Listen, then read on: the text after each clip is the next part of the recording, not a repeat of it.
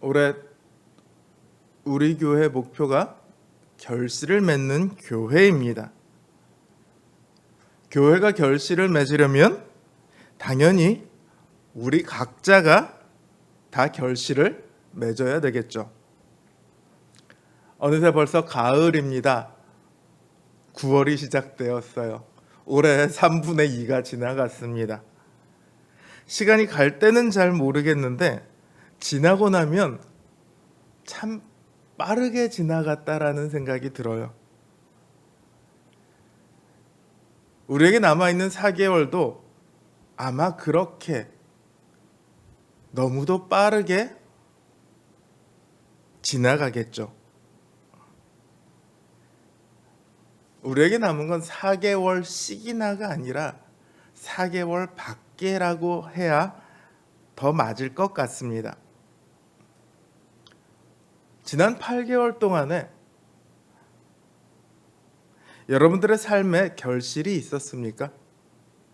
혹은 앞으로 남은 시간 동안 충분히 결실을 맺을 수 있을 것 같습니까?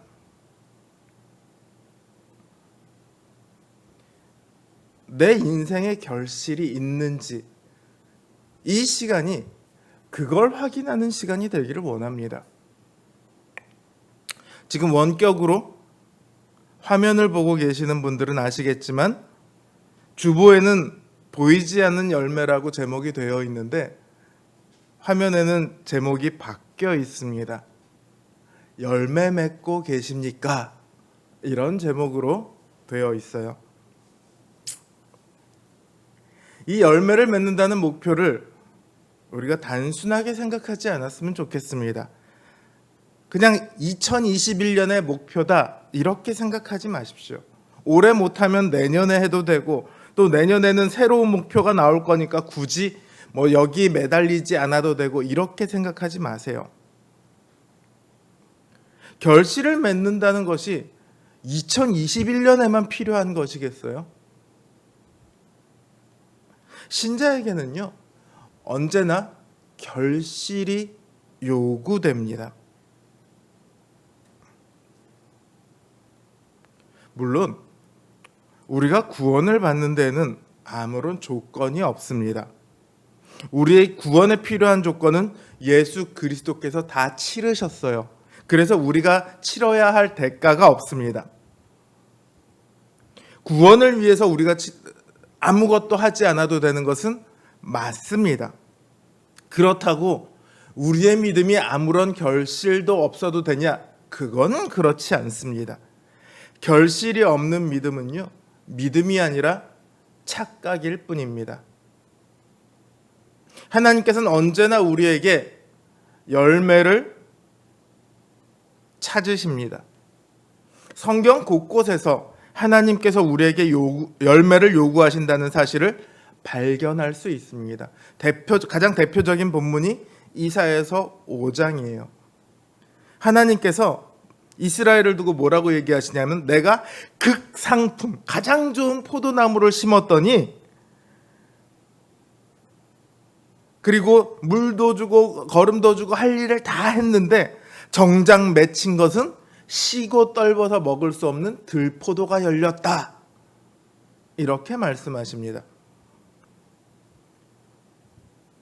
그러면서 이스라엘의 멸망을 선언하시죠.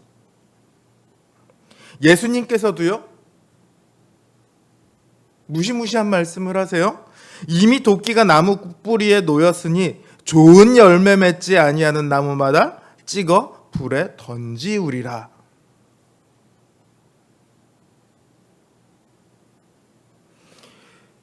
하나님께서는요, 우리에게서 열매를 찾으십니다. 그리고 그 열매가 없는 나무는 어떻게 된다고요? 불에 던져서 태워진다고요. 이것은 너무도 명확하죠. 그 중에서도 오늘의 본문은 성경 전체를 통틀어서 이러한 사실을 가장 익숙하면서도 확실하게 보여주고 있습니다. 사실 오늘 본문에 대해서 많은 설교가 있습니다. 제가 기억하기로도 제가 2011년에 우리 교회에 왔는데 2011년에 이 설교를 했던 기억이 있어요. 물론 주제는 전혀 다르지만 같은 본문을 가지고 설교했던 기억이 있습니다. 특히나 오늘 본문을 보면 달란트라는 단어가 나와요. 이게 영어로 따지면 탤런트라는 단어거든요. 그래서 흔히들 어떻게들 설교를 많이 하시냐면 하나님께서 우리에게 각자 달란트, 즉 재능을 맡기셨고 그 재능을 하나님을 위해 사용하기를 원하신다. 이제 이런 설교들을 많이 하세요. 이런 설교가 정말 유행했었어요. 저도 몇 차례나 이런 설교를 들어본 기억이 있습니다. 그런데요, 오늘 이 본문이 어디에 위치하고 있냐면 예수님께서 종말에 대해서 이야기하고 있는 와중에 있어요. 여러분, 세상이 다 끝나고요. 이 세상 하나님께서 마지막 심판을 하십니다. 하나님 심판대 앞에 갔는데 하나님께서 물으시는 거예요. 야, 너는 재능을 어디다 썼니? 너를 위해서 썼니? 아니면 남을 위해서 썼니? 어디다 썼니? 너는 왜 그걸 너 자신만을 위해서 썼니? 하나님께서 이렇게 물으실까요? 아니요, 성경 어디에도 그 얘기는 없어요. 만약에 정말 그 얘기라면 우리의 구원이 결정적으로 무엇에 달려 있습니까? 우리의 재능을 얼마나 잘 사용하느냐에 달려 있겠죠. 종말의 얘기라니까요. 그러니까 재능에 대한 얘기는 분명히 아닙니다. 우리가 그거는 명확하게 하고 가자고요. 오히려 재능에 대한 이야기가 아니라 우리가 그 구원, 완전한 구원 가운데 들어가게 될 우리 인생에 반드시 맺어야 할 그 열매에 대한 이야기를 하고 있습니다. 한 주인이 있습니다. 이 주인이 먼 길을 떠나야 합니다. 노예들을 불러요. 그래서 각각 그 재능대로 5달란트도 주고 2달란트도 주고 1달란트도 줍니다.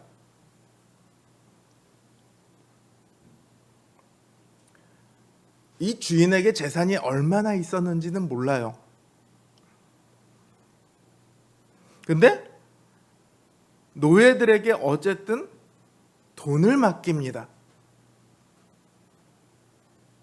사실 이거는 그 당시로 따지면 말이 안 되는 얘기예요.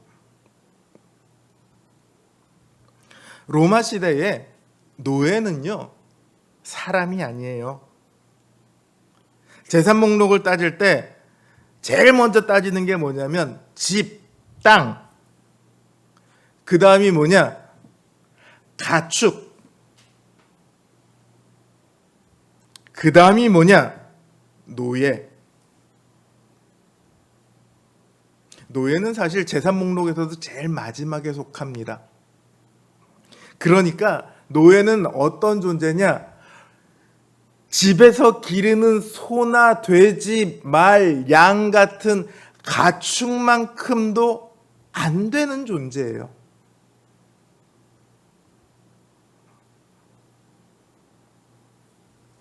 노예는 가축은 새끼라도 낳아야 되니까 아껴주기라도 하죠. 노예는 되는 대로 막 써먹습니다. 써먹다가 죽어요? 그걸로 끝이에요. 그런 존재가 노예입니다. 그러니까 노예를 아끼고 사랑하고 믿고 뭐 이런 거는 전혀 없어요. 그런데 그런 노예에게 주인이 돈을 맡깁니다. 그것도 5달란트, 2달란트, 1달란트를 맡겨요. 당시 노동자의 하루 품삯을 한 데나리온이라고 얘기를 합니다. 화폐 단위예요.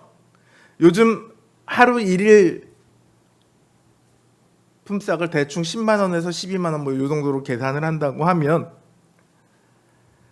1데나리온이 그 정도 된다고 생각을 해보시면 돼요. 한 10만 원 정도다. 이렇게 잡아보자고요. 근데 1달란트가 얼마냐면 6,000데나리온입니다. 6,001의 품삯이에요. 오늘날로 따지면 얼마 정도가 되죠?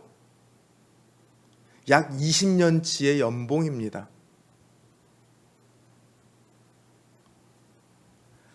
아까도 얘기했죠. 노예는 어떤 존재냐? 믿거나 아끼거나 사랑하는 존재가 아니에요. 죽어도 상관없는 그런 존재예요. 그런 노예에게 거금을 맡겨요. 자, 여러분에게 지금 돈 5억이 있습니다. 그거를 누군가에게 잠시 맡겨야 해요. 어떤 사람에게 맡기겠어요? 그걸 어떻게 맡겨요? 뭐 이런 분도 있겠죠? 아, 은행 있잖아요, 은행!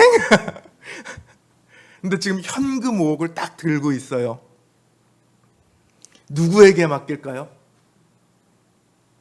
의외로 가족에게도 못 맡긴다는 사람이 굉장히 많을 거예요. 부부는 더 아닐까요? 지금 지윤이가 막 우리네 새신랑에게 막 자기한테 맡기라고 손짓을 하는데 그럴까요, 과연?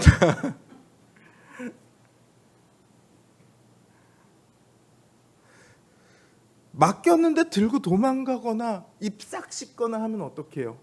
가장 믿을 수 있는 사람에게 맡기겠죠. 이 주인이 노예에게 돈을 맡깁니다. 그만큼 노예를 믿는다는 소리예요.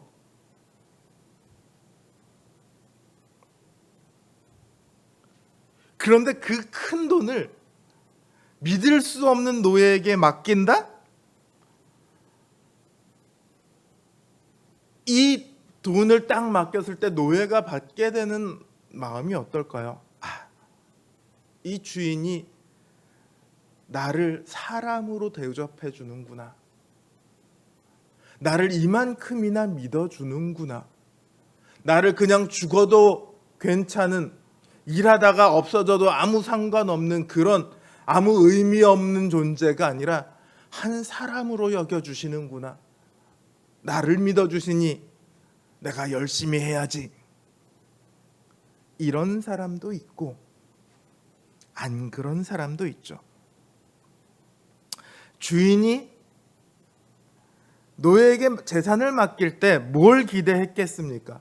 너 갖고 도망가지 마. 잘 갖고 있어. 이걸 기대했습니까? 아니요. 그 돈을 가지고 주인의 재산을 불리는 것을 기대했을 겁니다.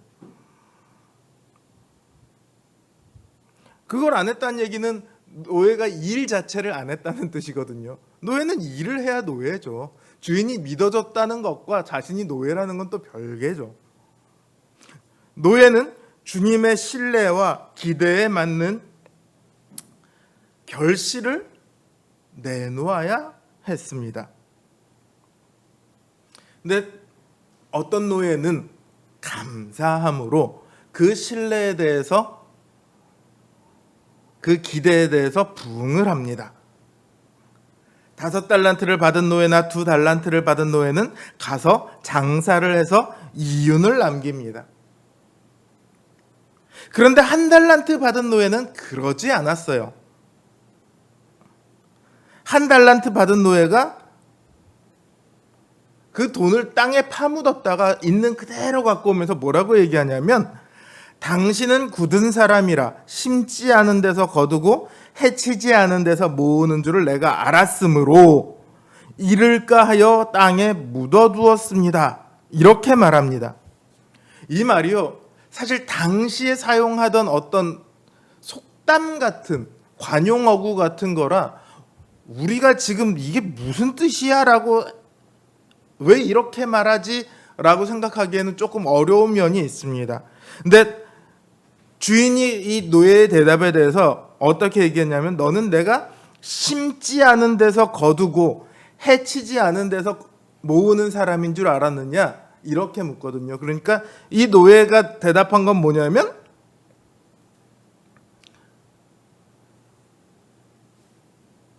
이 주인이 훨씬 더 무서운 사람이라 혹시라도 이거를 잃어버릴까 해서 그냥 땅에 묻어뒀다는 거예요.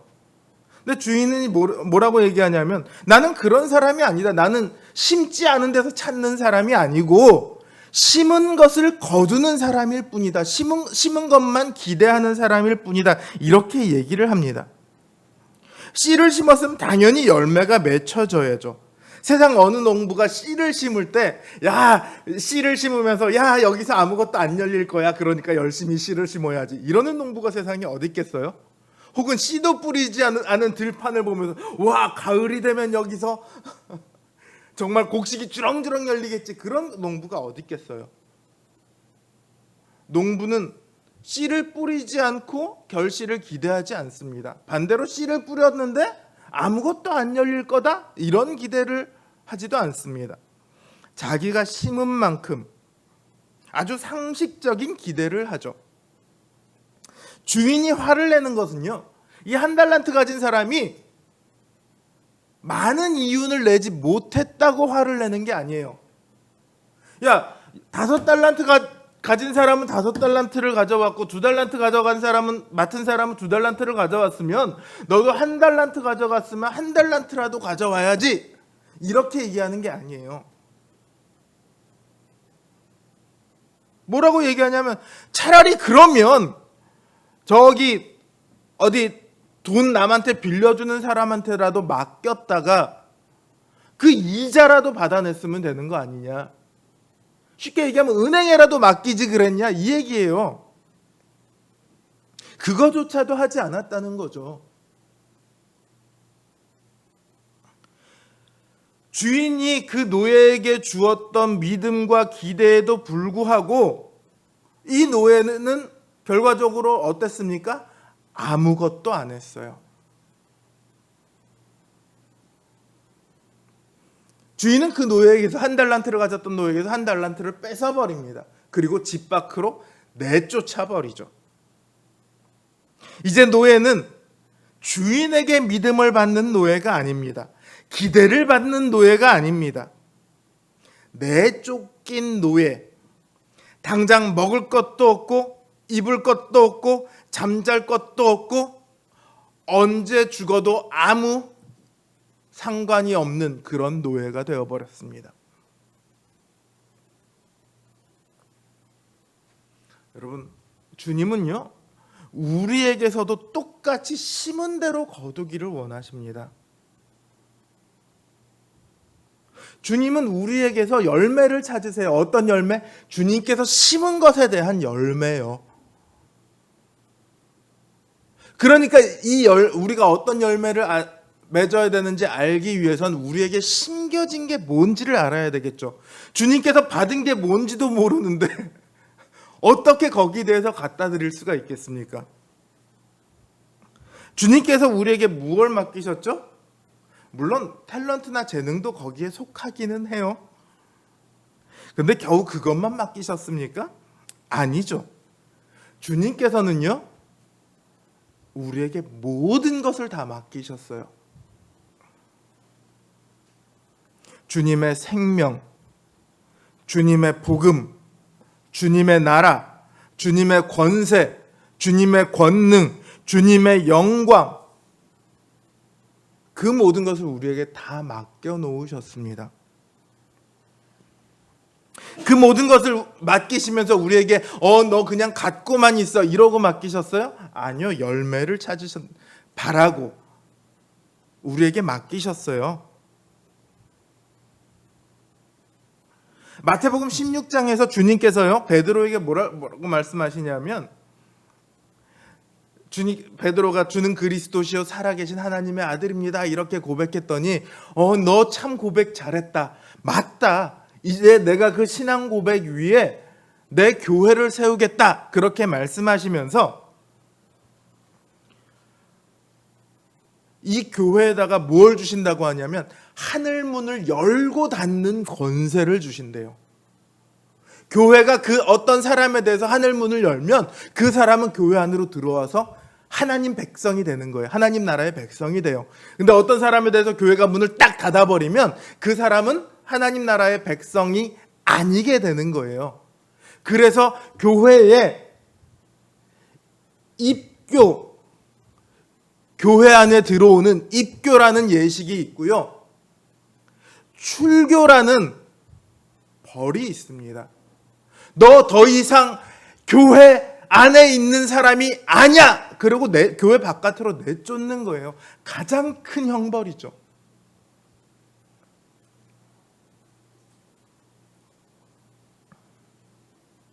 하나님께서 예수님께서 이 권한을 교회에게 맡기실 때요, 너 교회 안에 있는 사람들, 네 마음에 안 드는 사람들 다 내쫓아, 이걸 기대하고 그 권세를 주셨겠어요? 아니죠. 하나님 나라에 속하지 않은 사람들에게 문을 열어서 더 많은 사람들이 그 안으로 들어오기를 기대하시면서 그 권세를 주셨단 말이에요. 그러니까 하나님께서는 그 권세를 주실 때 그만큼의 기대를 갖고 권세를 주셨어요. 다른 모든 것들도 마찬가지입니다. 수많은 권능을 주셨어요. 사도행전을 보면 병을 고치고 뱀을 막 내쫓고 각종 이적들이 일어납니다. 죽은 사람을 다시 살리기도 해요. 그런 권능들이 그냥 주어졌냐? 아니요. 기대를 가지고 주어졌다는 거예요. 주님께서 우리에게 맡기신 것들은 우리에게 기대가 있고 바라는 열매가 있으시다는 증거죠. 그러니까 우리는 우리 삶 속에서 열매를 맺어야 합니다. 아까 제가 얘기했죠. 한 달란트 받은 사람이 많은 수익을 못 내서 쫓겨난 것이 아니에요. 열매 자체가 없기 때문에 쫓겨난 거예요. 그러니까 우리도 저 사람은 저렇게 살면 많은 열매를 맺었는데 내 열매는 이것밖에 없네 하고 슬퍼할 필요는 없습니다. 사실 얼마나 많은 열매를 맺느냐, 이거는 우리의 영역은 아니에요. 어떤 분은 쉬지 않고 전도를 하시는데 평생을 가도 단 한 분도 전도를 못 하실 수도 있어요.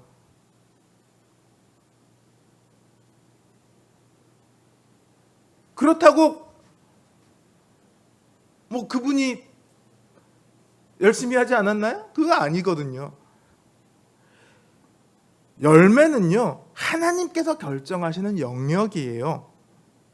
교회를 위해 수없이 많은 수고를 한 바울이 자신의 그런 수고를 두고 뭐라고 얘기하냐면, 나는 물 주는 자일 뿐이다. 하나님께서 심으셨고 열매 맺게 하시는 이도 하나님이시다. 이렇게 말해요. 열매 맺게 하시는 이는 하나님이시다. 우리 인생에서도 심고 거두시는 이는 모두 하나님이십니다. 믿음의 씨를 심으셨고요, 믿음의 열매를 거두실 분도 하나님이세요. 우리에게 예수 그리스도의 모든 것을 맡기셨고요, 거기서 열매를 만들어내시는 분도 하나님이십니다. 그러니까 중요한 거는 우리가 얼마나 많은 열매를 맺었느냐, 이게 아니에요. 뭐가 중요하냐? 두 가지가 중요해요. 첫째는 지금 내 삶에 열매가 있느냐 없느냐예요. 열매가 맺혀지고 있느냐 없느냐예요. 열매가, 여러분, 나무의 과실이 어느 날 갑자기 뿅 하고 나타납니까? 그렇지 않죠. 나무가 자라가면 봄이 되면 꽃이 피고 그 꽃이 지면 열매가 맺히는 거예요. 그러니까 열매가 맺어가고 있는 과정이 분명히 있다는 거죠. 지금 내 삶에 열매가 크게 보이지 않아도 중요한 것은 내 믿음이 지금 자라고 있고 복음이 내 삶에 영향을 미치고 있는가, 나를 통해서 그 복음이 전파되고 있는가, 선행이라는 결실이 내 삶에 이루어지고 있는가, 이게 중요한 거예요. 아예 아무런 열매가 없다면 그건 믿음과 아무런 상관이 없는 삶이에요. 믿음이 없으니까 열매가 없는 거예요. 우리가 예수 그리스도를 믿으면요, 예수 그리스도의 영이신 성령님께서 우리 안에 거하십니다. 그리고 우리 안에서 역사를 하세요. 그래서 열매를 맺으십니다. 무슨 열매요? 성령의 열매요. 사랑, 희락, 화평, 오래 참음, 자비, 양선, 충성, 온유, 절제. 이 성령의 열매가 우리 안에 맺힙니다. 이 성령의 열매를 두고 제가 뭐라고 그랬죠? 그리스도의 성품이다. 이렇게 제가 말씀드렸습니다. 우리 안에요, 하나님께서 그리스도를 심으셨어요. 그리스도의 모든 것을 맡겼다는 얘기는 그리스도를 우리 안에 심으셨다고요. 그럼 어떤 열매가 나와야 돼요? 그리스도의 열매가 나와야죠.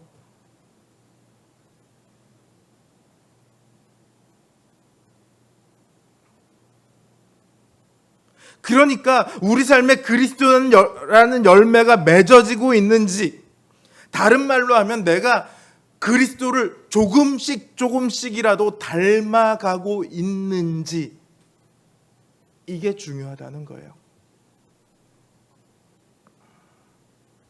신자라고 하면서 그리스도를 닮은 구석이 하나도 없다면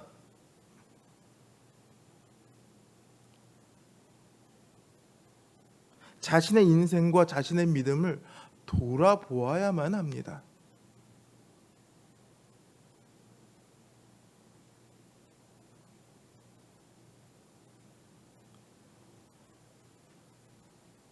이렇게 우리에게 열매가 맺히고 있는지, 그게 중요합니다. 또 다른 하나가 중요한 하나는 그 결실이 맺히도록 우리가 수고하고 있느냐의 문제예요. 지금 우리가 수고하고 있느냐 아니냐. 결실 하나님께서 맺으신다고 하셨어. 그러니까 나는 가만히 있어도 돼. 이겁니까? 아니요.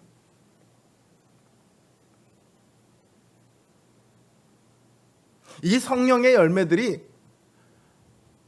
그냥 가만히 있으면 저절로 바뀌어지는 것 같습니까? 아니요. 그렇지 않아요. 여러분, 사랑하는 거에 얼마나 많은 노력이 필요한지 아십니까? 우리가 결혼을 할 때는요, 그냥 내 심장이 막 두근두근거리고 저 사람이랑 있었으면 좋겠고 그래서 결혼을 해요.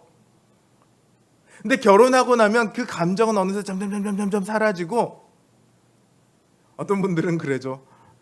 에이, 그래, 내가 정으로 산다. 또 어떤 분들은 그래요. 에이, 내가 의무로 산다. 아니요, 사랑으로 사는 거예요. 이전처럼 가슴 뛰는 그런, 가만히 있어도 주체할 수 없는 그런 사랑이 아니라 이제부터는 어떤 사랑이 필요하냐? 의지적인 사랑이 필요해요. 참아주고 용납하고 아껴주고 헌신하는 그런 사랑이 필요해요.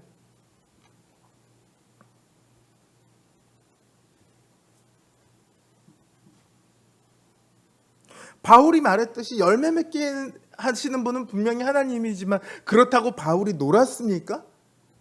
바울이 팽팽 놀면서 하나님께서 심으셨으니까 하나님께서 알아서 열매 맺으실 거야, 그랬습니까? 죽도록 수고했습니다.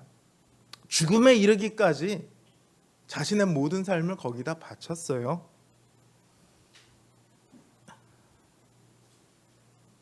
성령님께서 우리 삶 가운데 수많은 은사를 주십니다. 하나님 나라의 문을 열어두치도록, 더 많은 이들이 그 나라로 들어올 수 있도록 성령의 은사로 섬기게 하셨습니다. 성령의 은사로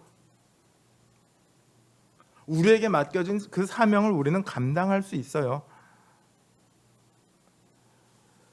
그러니까 우리가, 사도 바울이 그러거든요. 성령의 은사를 소멸치 말라. 은사를 소멸치 말라. 수고해야 해요. 내가 땀을 흘리며 그 열매를 맺기 위해 물을 주고 걸음을 주고 그러고 있느냐, 이거는 굉장히 중요한 일입니다. 오늘 이 한 달란트 받은 자에게 뭐라고 말씀하시냐면, 이 게으르고 악한 종아, 그렇게 말을 하세요. 열매가 없을 뿐만 아니라 당연하죠. 수고하지 않았으니까 열매가 당연히 없죠.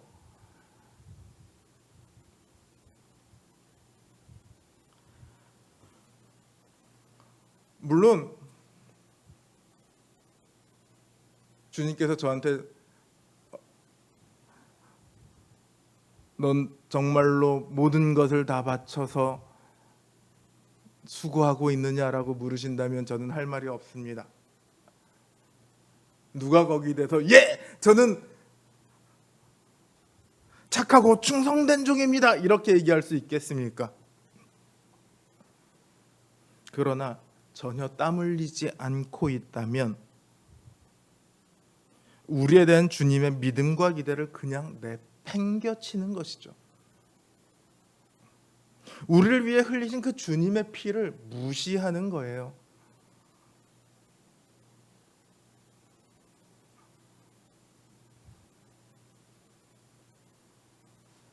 지금 내가 흘리고 있는 땀이 이 세상에서의 삶을 위한 것인지 하나님의 영광과 하나님 백성으로서의 삶을 위한 것인지 그리스도라는 열매를 맺기 위한 것인지 우리는 우리 삶을 돌아보아야 합니다. 그리고 그 열매를 맺기 위해 많은 노력과 수고를 기울여야 합니다.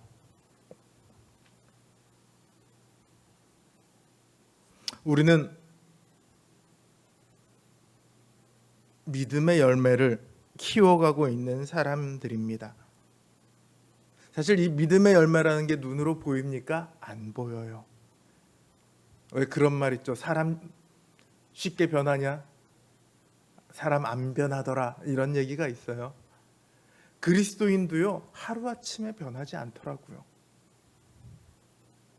어떤 분은 10년, 20년이 걸려도 못 고치는 나쁜 습관들도 있어요. 정말로 안 고쳐지는 나쁜 성품도 있어요. 평생을 제가 알기로 60년 정도를 교회를 다니셨는데 말을 너무 막 하셔서 주변 사람들에게 막 상처를 주시는 그런 분도 계세요.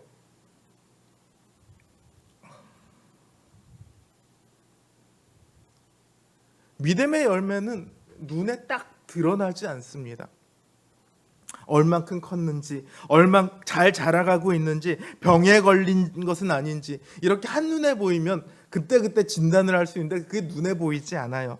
그래서 힘이 들 수 있습니다. 원래 성과라는 게 또 딱 눈에 보여야지 재미있는 건데 그게 눈에 보이지 않으니까 재미도 없어요. 힘만 들어요. 그러나 그 열매가 우리 삶에서 지금 맺혀지고 있고 주님께서 어느 날 그 열매를 거두러 오신다는 것을 우리가 믿는다면 우리의 오늘은 바뀌어야 합니다. 주님 앞에 섰을 때 이 땅의 시간들의 부끄러움을 갖지 않기 위해 이 땅의 삶에 침묵하지 않기 위해 우리는 오늘 열매를 맺어가야 합니다.